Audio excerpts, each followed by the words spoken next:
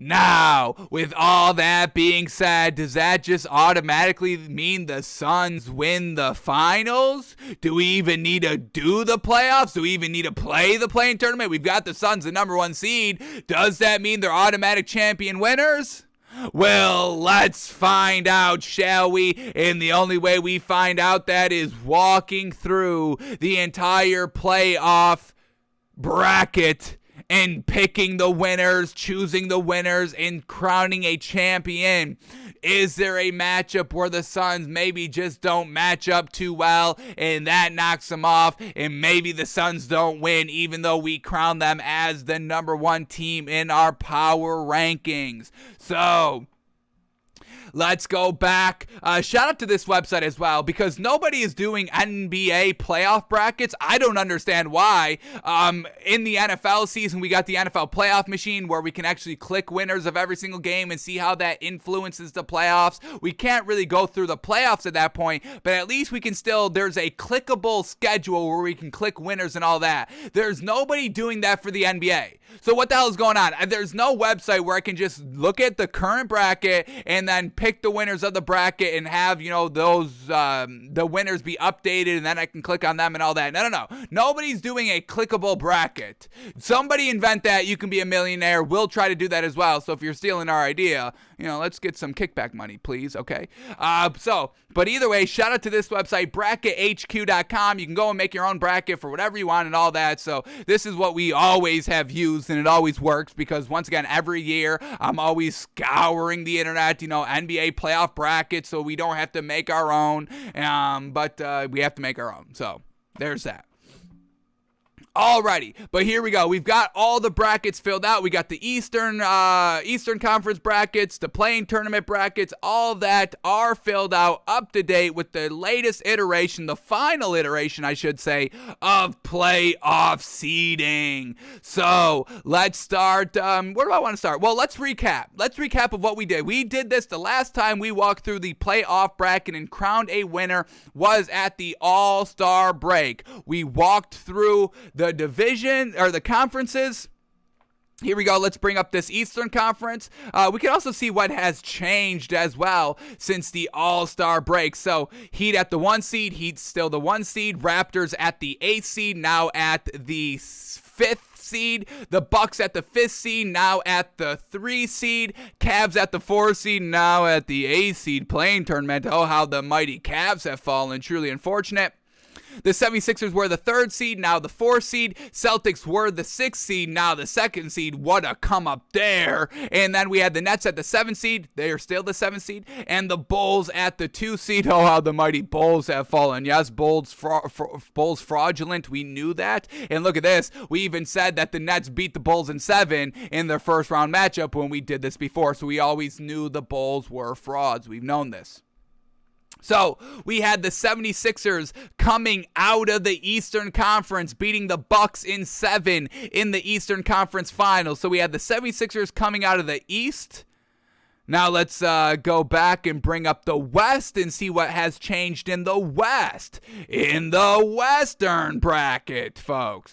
At the All-Star break, we had the Suns at the 1 seed. They're still the 1 seed. We had the Lakers at the 8th seed. They're not even in the play-in tournament. Oh, how the mighty have fallen. Kings get dethroned. Womp, womp. We had the Mavericks at the 5th seed. They are the 4th seed. So, hey, nice little come up there. Jazz at the 4th seed. Now the 6th seed. We had the Grizzlies at the 3rd seed, now the 2nd seed. Well done with them. Nuggets at the 6th seed, now still the 6th seed. Clippers at the 7th seed. They're in the play-in tournament, potentially getting the 7th seed. And the Warriors were the 2 seed, now the 3 seed. Now, in the Western Conference, we had the Suns beating the Warriors in 7 in the Western Conference Finals for the Suns getting to the finals. So we had the 76ers and the Suns in the NBA Finals, and we said the 76ers win in 6 over the Suns. That was all at the All-Star break, folks. So now that the entire NBA regular season has wrapped up, obviously a lot has changed, but will our championship change? We had the 76ers in 6 over the Suns. Does that change? I definitely think so, but let's find out by walking through the play-in tournaments and the playoffs. So, to start, we've got to find out the final 7th and 8th seed, and the way to do that is to go in the play-in tournament. So, let's bring up the play-in tournaments. Let's start in the Eastern Conference. We'll walk through the entire Eastern Conference, then we will do the West. But let's start here with the East play-in tournament here, and here we go. So we have the Raptors at the 7th seed. The Nets at... Hang on. I think I filled this out wrong. Did I fill this out wrong? Raptors, hey, this is not, I did this wrong. Okay. Hang on, it's all right, folks. We can redo it as well. No big deal. It's Nets, Cavs, Hawks, Hornets. What did I do? Raptors, no, Raptors not in this. So we got, here we go. We got to do this. Nets, reorder real quickly. Nets, Cavs, Hornets. Nope, and it's Hawks, Hornets. All right. See, this is why somebody needs to make the website where it's automatically updated every single day, so we don't have to, do it ourselves and it comes out bungled. So, here we go. This is what we get. Is this correct? I don't think this is right now. No, I got to do this again because Nets, Cavs, they're round 1. So, here we go. All right, let's do it like this. Here we go. Nets, Cavs versus the Hawks and the Hornets. Yes, like this. Okay. We got it all figured out, folks. Yes? Here we go. Alrighty, now we've got the matchups good. Okay, so matchup number 1, folks.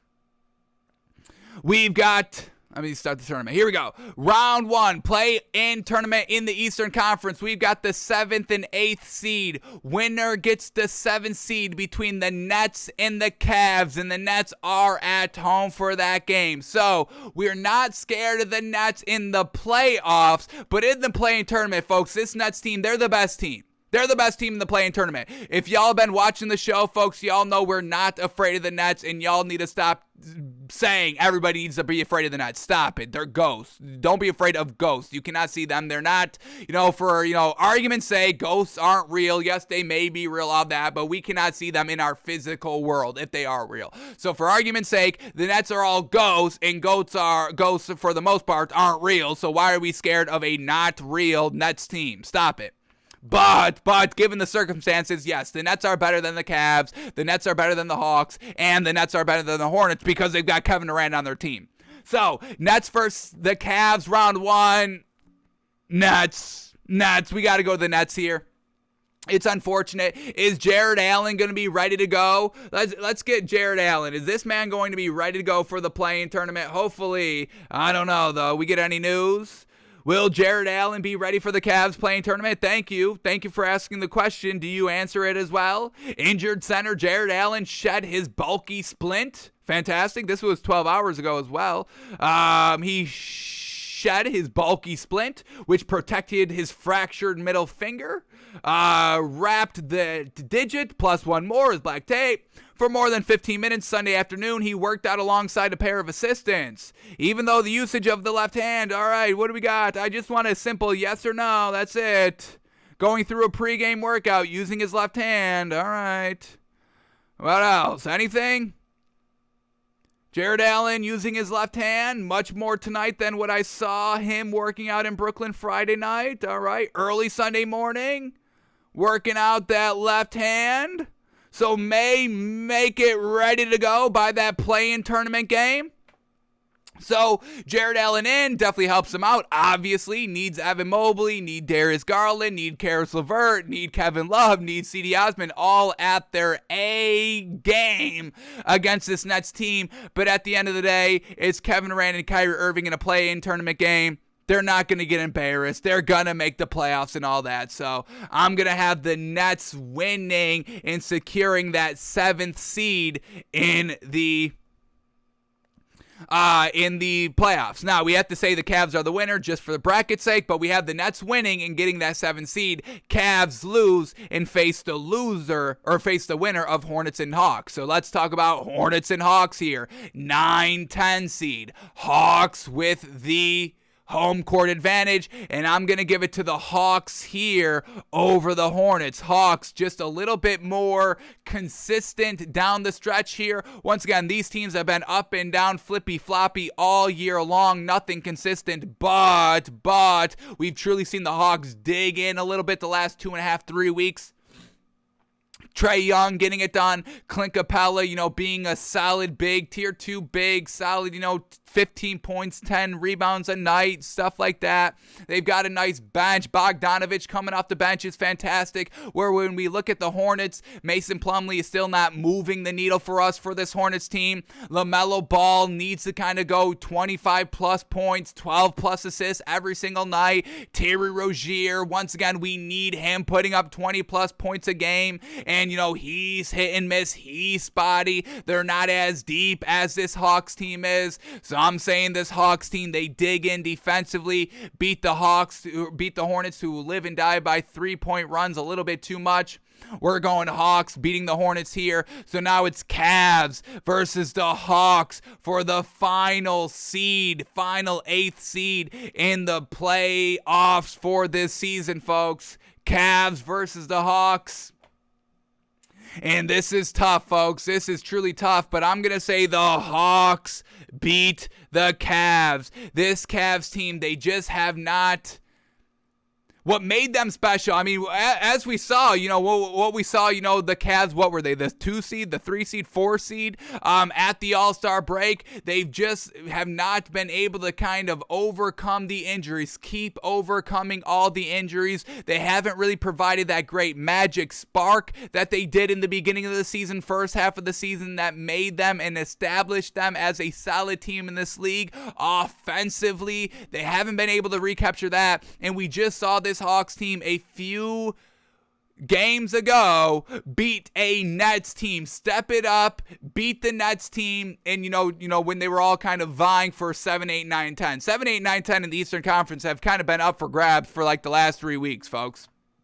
There's been a lot of potential movement on that front, and the Hawks dug in and beat a very good Nets team. So this Hawks team has shown glimpses of very good stretch of play offensively, defensively, kind of, showed us glimpses of the previous Hawks team last season that made it real deep. What did they make? Eastern Conference Finals last season?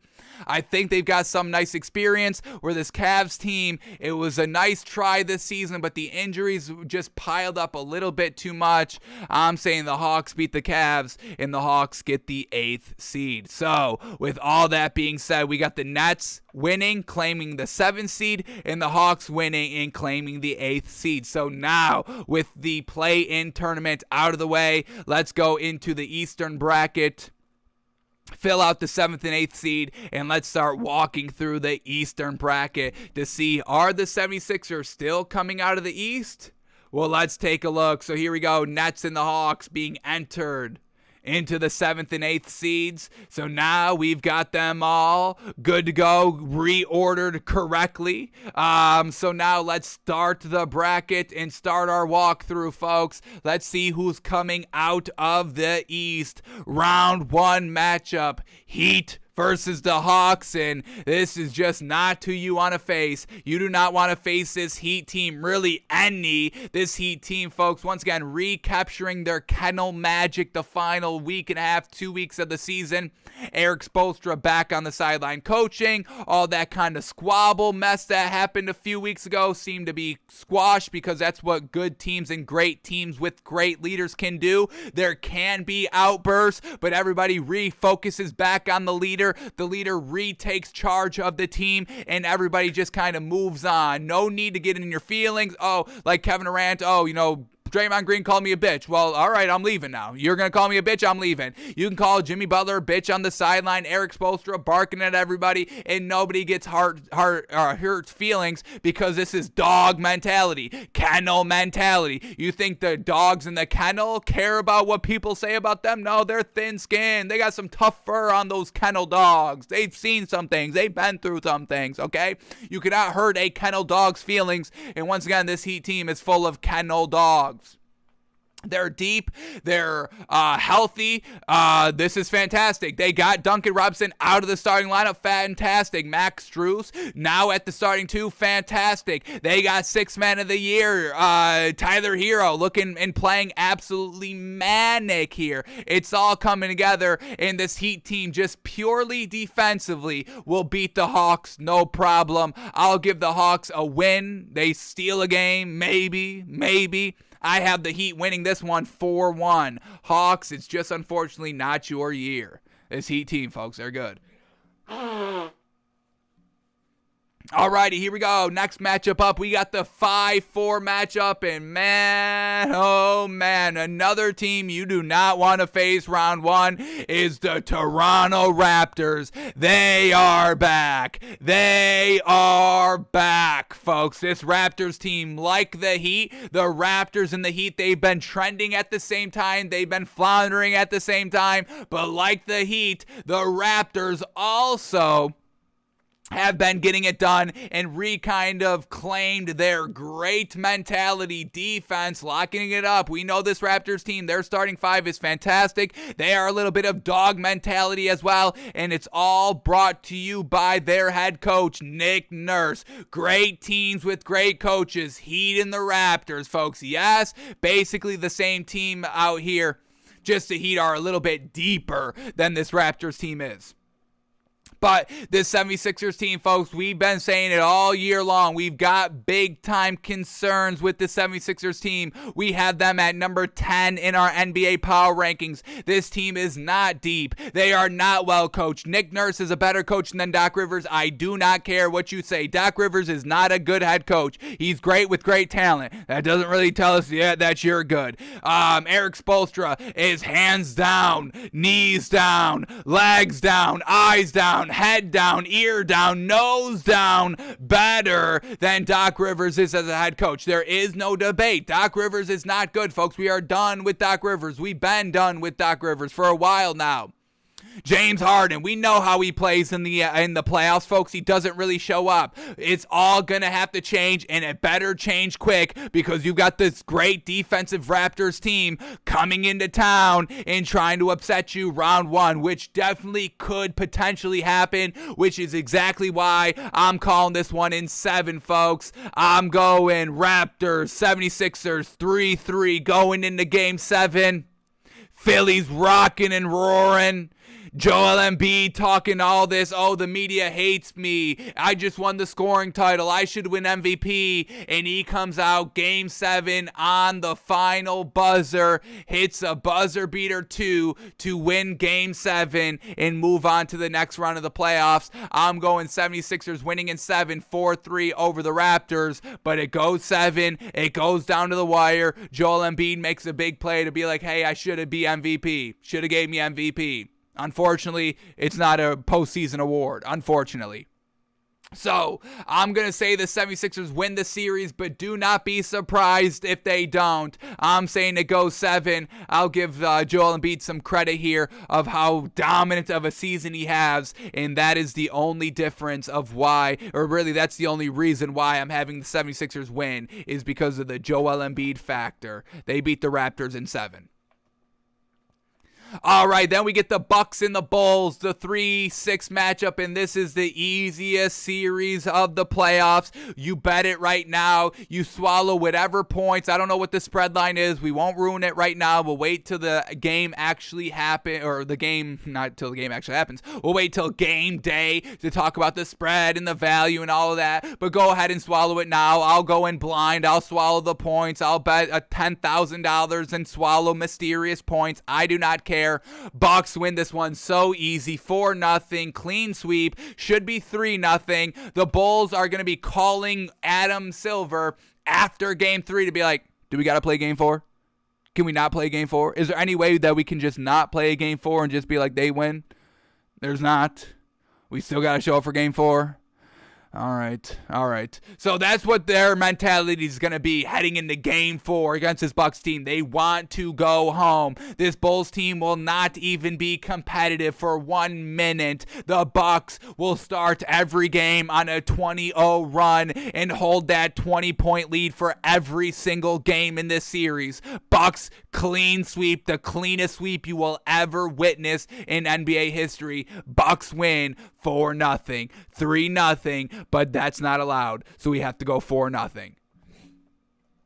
Alrighty, and that brings us to the last first round matchup here in the Eastern Conference, which gives us the number 7 Nets versus the number 2 Celtics. And man, oh man, this is, nobody wants to face the Nets because Kevin Durant is Kevin Durant. Easy money, Slim Reaper, easy money sniper, whatever nickname you want to give him, the man can shoot the basketball. But, as of recently, and I mean very, very recently, I'm going to call this the last month, we have gotten really no clutch ability by Kevin Durant. And I mean clutch in the sense of like game-winning shots, taking the lead shots in the final minute, 2 minutes of games. Not clutch as in great performances, overall dominant performances. Yes, we get that by Kevin Durant.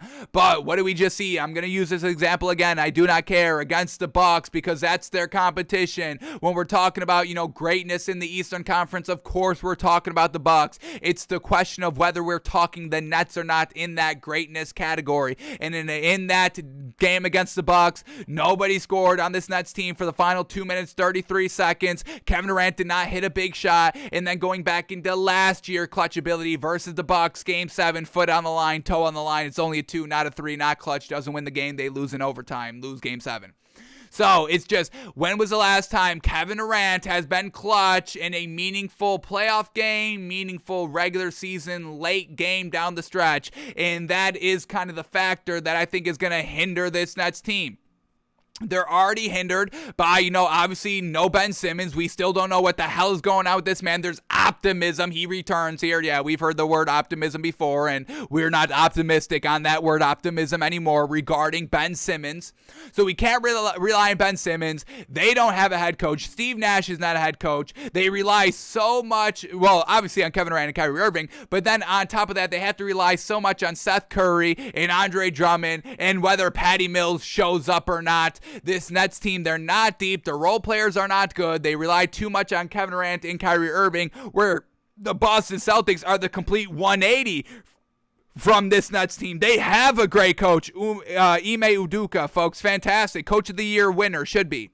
Jason Tatum, Jaylen Brown, are your Kevin Durant, Kyrie Irving? Absolutely. But Marcus Smart has been playing absolutely fantastic. They've lost Robert Williams and not have really taken a big step back at all. Al Horford at the 4 is giving us tremendous play. The bench, which really doesn't have anything notable. Derek White coming in from the trade, really good. But Peyton Pritchard the last week and a half going out of his mind, giving us 10 plus points every single night. Not having, Daniel Tice at the 5 now, which is just disgusting to say. Daniel Tice being a playoff player is absolutely disgusting.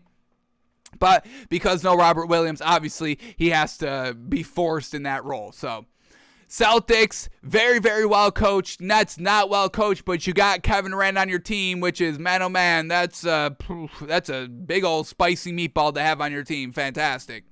So this one's going to be a little bit close, folks, but I'm still having the Celtics win in 6. I'm going to say 4-2 Celtics. Celtics defense clamps up the Nets. We know the Nets don't play any defense. I'm saying the Celtics win 4-2.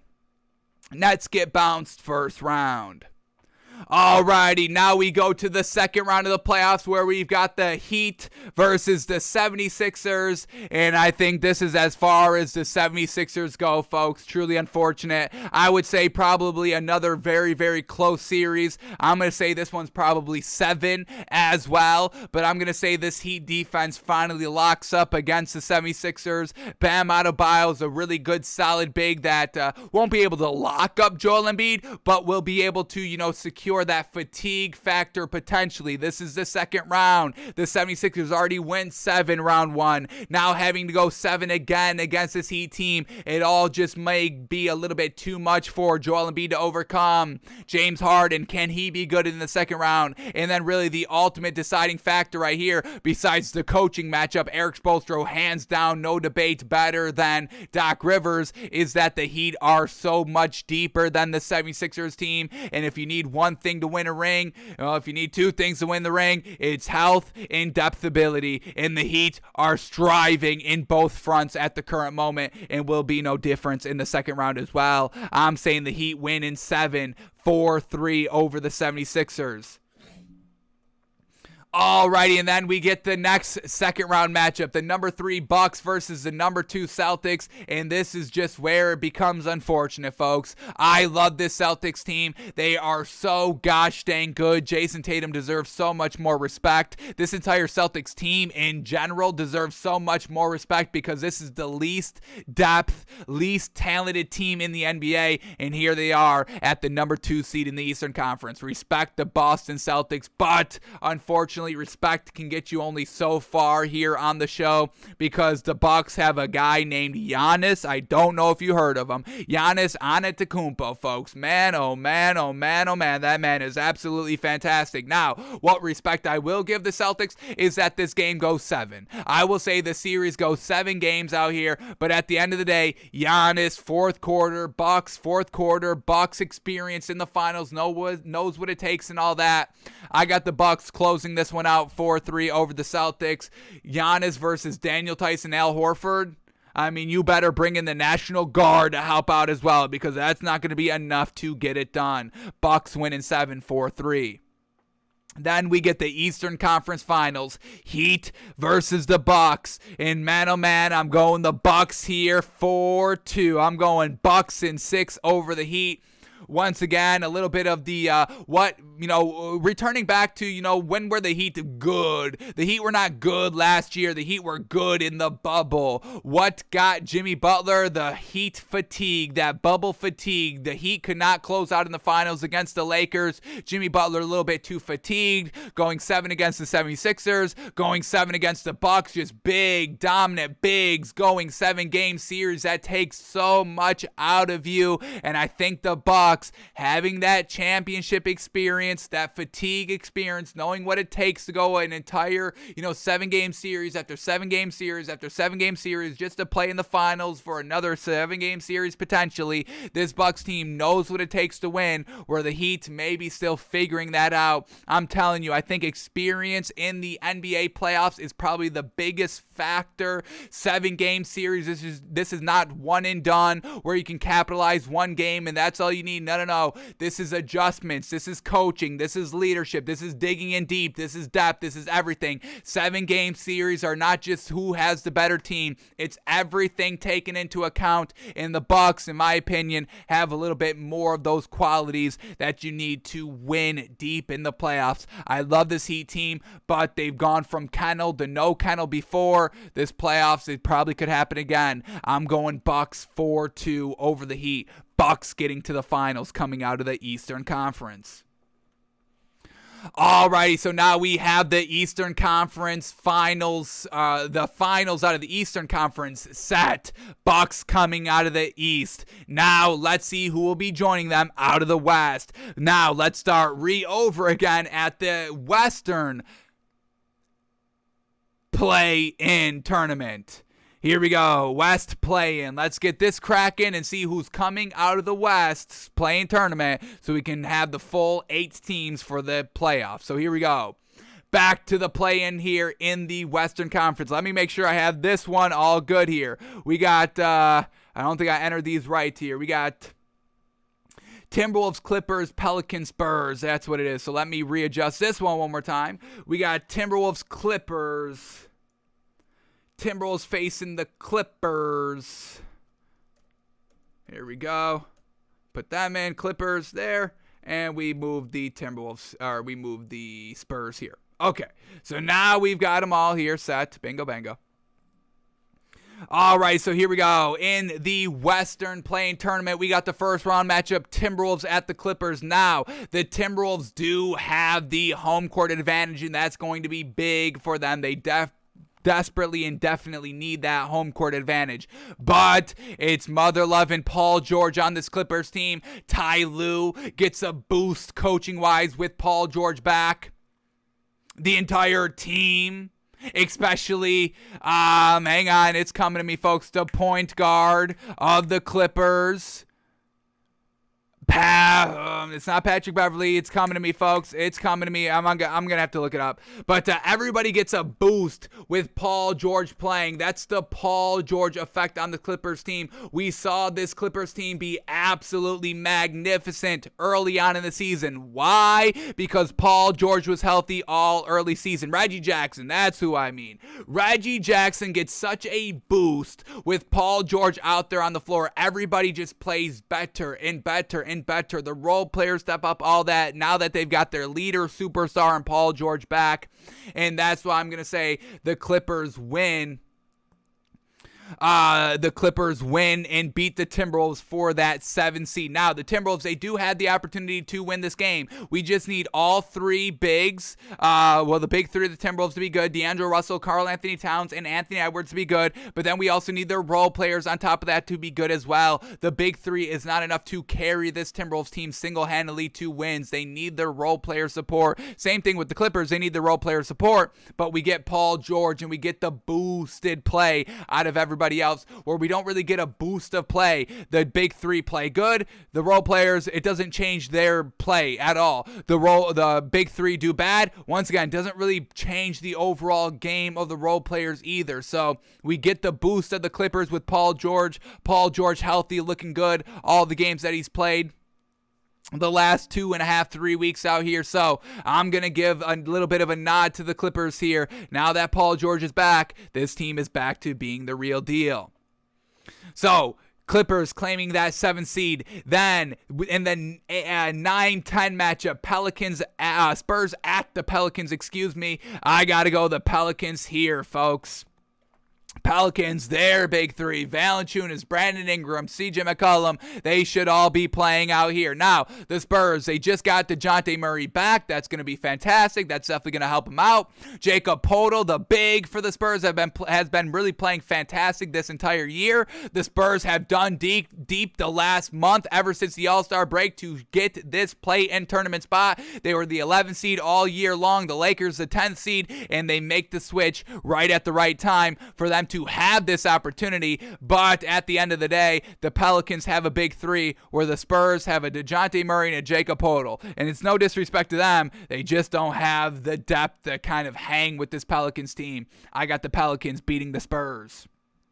So then it's the Pelicans at the Timberwolves for that final 8th seed, final playoff spot for the 2022 season in the Western Conference. Pelicans at the Timberwolves, and this one is close, folks. Man, oh man, big three versus big three. Karl-Anthony Towns, D'Angelo Russell, and Anthony Edwards versus CJ McCollum, Jonas Valanciunas, and Brandon Ingram. This one is so hard to call. Now, fortunately / unfortunately, however you look at it, whoever wins this game, doesn't matter. They will both lose 4-0 clean sweep against the Suns in the first round of the playoffs. So that's kind of the best news for either of these teams. If you lose, you're not really losing that much. You're going to get swept regardless. So whoever wins this game doesn't really matter, but I'm going to call this one for the Timberwolves. Valanciunas versus another great big, usually doesn't play as well. Valanciunas is a very, very good tier 2 big. I don't know if I put him in tier 1 category, where the Timberwolves, Karl-Anthony Towns, the man just won the 3-point shooting contest. So good luck, Valanciunas, covering down low in the paint and the 3-point arc of Karl-Anthony Towns. And I think that may be the key difference here. I'm going to give it to the Timberwolves beating the Pelicans and claiming that 8th seed. So Clippers at the 7, Timberwolves at the 8th. Let's go in the Western Conference bracket, fill in these two spots, and start working through the Western Conference to see who's going to be battling the Bucks for the NBA title. So here we go. Clippers at the 7 seed. Timberwolves at the 8th, and really, Timberwolves, Pelicans, I want them both in the playoffs, so, whichever one gets a spot, I'm all for, because both these teams, I think, are upcoming and can be very, very good and dominant, and maybe even a tough out next season in the playoffs. So, loving both these teams. Should be a great play-in tournament game, Timberwolves and the Pelicans. Hopefully we get that at some point. Alrighty, but now that we've got the top 8 teams in the Western Conference. Let's start walking through the Western Conference playoffs. So here we go. Matchup number 1, Suns and the Timberwolves. We just spoiled it a little bit ago. The Suns will sweep the Timberwolves. Do we give Timberwolves the respect? Can we see the Timberwolves stealing one game? Home game? I don't know. This Suns team, folks, that defense, and I'm telling you, this is going to be such a lethal team. They're not going to kind of be playing around. This is not going to be a Sun that's playing around. This is not going to be a Suns team with Chris Paul kind of, all just kind of lights getting to him, while bright lights. I've never been here before because we know Chris Paul has never really made any meaningful playoff runs in his career besides last season. Now that he's got that under his belt, Chris Paul is going to be absolutely lethal. There's no playing around. There's no, hey, we can take, a couple of minutes off in this game because, get some rest and all that. No. This is an experienced Suns team, better than what they were last season. DeAndre Ayton will lock up Karl Anthony Towns. Chris Paul will lock up D'Angelo Russell, and Anthony Edwards. He may be a little free out there of the big 3, but still at the end of the day, it's not going to be enough to overcome all of that. I can't even give the Timberwolves a game. I can't even give them a game. I'm going 4-0 sweep Suns.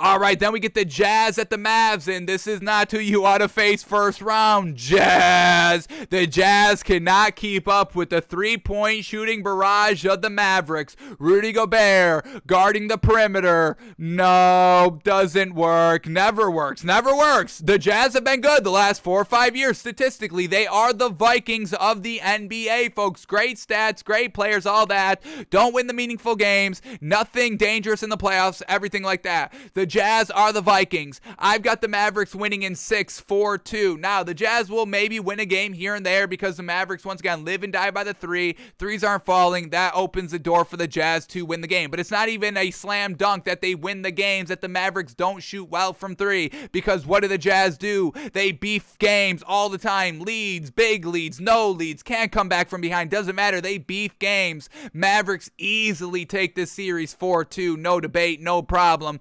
Jazz, you've got to blow it all up. It does not work. Get rid of Rudy Gobert. Keep Donovan Mitchell. Doesn't matter. Get rid of them both. Keep them both. You'll keep losing. You got to make a change. This Jazz team is just not it. This does not win a ring. This does not get deep into the playoffs. It's unfortunate, but we know what this Jazz team is. Mavs win in 6-4-2.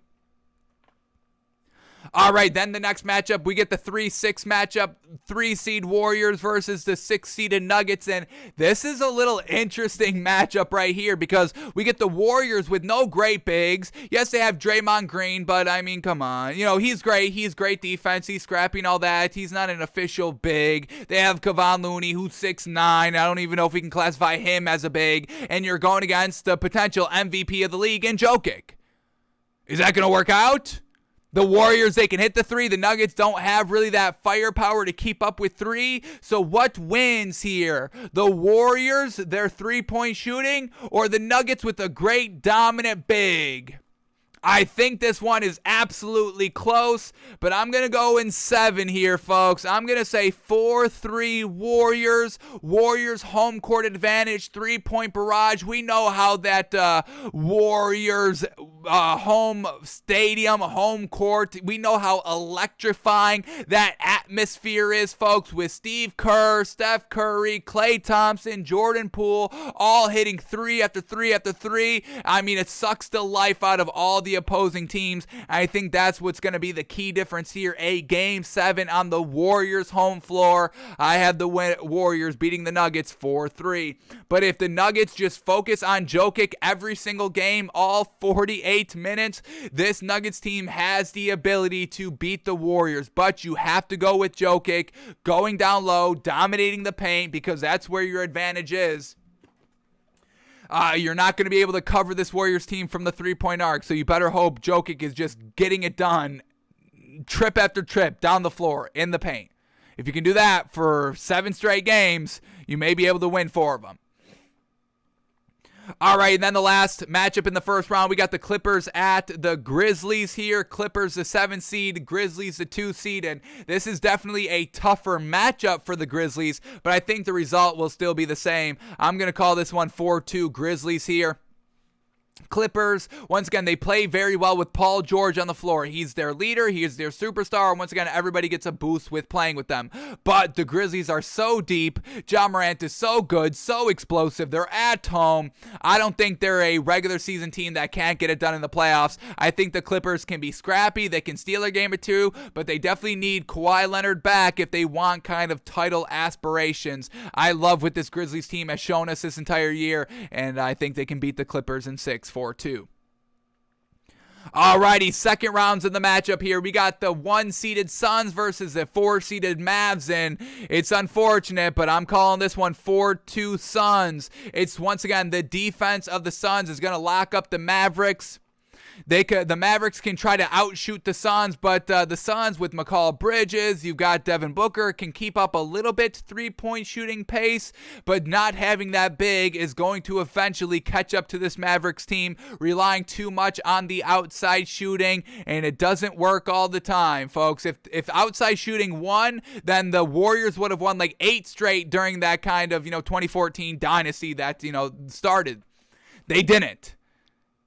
The Suns, they've got the experience. DeAndre Ayton is going to be a menace in the series. I've got the Suns winning in 6-4-2.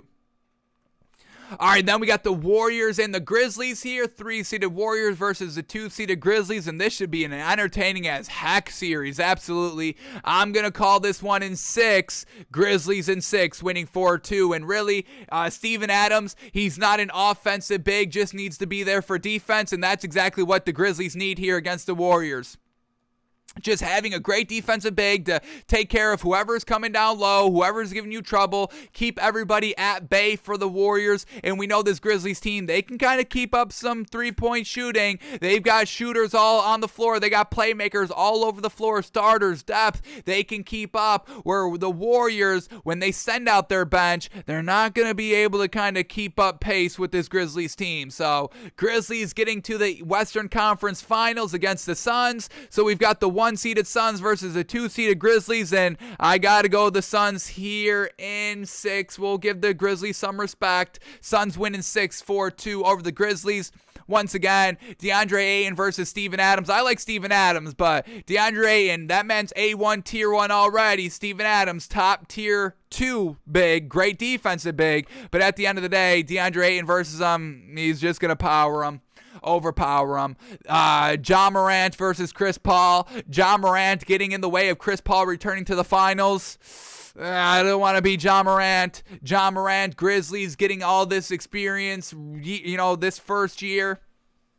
They were good last year, but this year, they are next level great. So, experience all this, another experience factor playing out for the Suns team in the Western Conference Finals. I got the Suns going to the finals in 6 over the Grizzlies 4-2.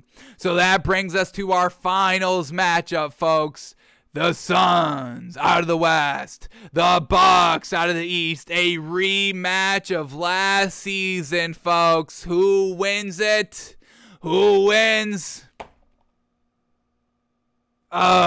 Man, I gotta go. I'm gonna call it in 7. I'm going Bucks over the Suns again, back to back for the Bucks. And really, it's just this Bucks team, how they close out games, folks. It's absolutely immaculate. The Suns are great, don't get me wrong, and I'm not knocking the Suns, but Giannis just continuing to evolve. Chris Middleton still showing up. Having Wesley Matthews for their bench now, so they have more guard coming off the bench. Grayson Allen coming off the bench now and all that. So their bench at the guard position, which was one of our knocks on the Bucks the entire season, since they traded away Dante DiVincenzo for some reason to get Serge Ibaka. We never loved that trade. But now they're back deep at the guard and big positions. Bobby Portis is playing out of his mind off the bench. Brook Lopez doing classic Brook Lopez things. Drew Holiday, great as well. The Suns, having that experience, can go toe-to-toe with the Bucks now, but the Bucks can close out Giannis' ever-evolving step-back three. When DeAndre Ayton can make a step-back three, then yes, maybe the Suns can win a finals, but the way that Giannis, they can just go to Giannis over and over again, and he never gets tired, and he's still evolving, and he can hit free throws now, he can hit threes now, and he's got the championship experience and finals experience, and Mike Budenholzer truly shoring it up as a coach this season and all that. The Suns, I love Chris Paul. I want to see that man get a ring. Devin Booker deserves a ring, absolutely. But at the end of the day, I got to go with the experience and the closability that the Bucks have. I'm going Bucks in 7, 4-3 to repeat as finals champions. Bucks, folks, are my official NBA champion pick at the first official start day of the play-in tournament, folks. Bucks winning the ring. Alrighty, now we will run through this again. If the play-in tournaments come out a little bit different than we expected, we will run through this again and see if anything changes. We will run through it again if the play-in tournament do not play out like we intended and predicted here today. We will run through it again. That will come on probably Friday, Saturday. All right.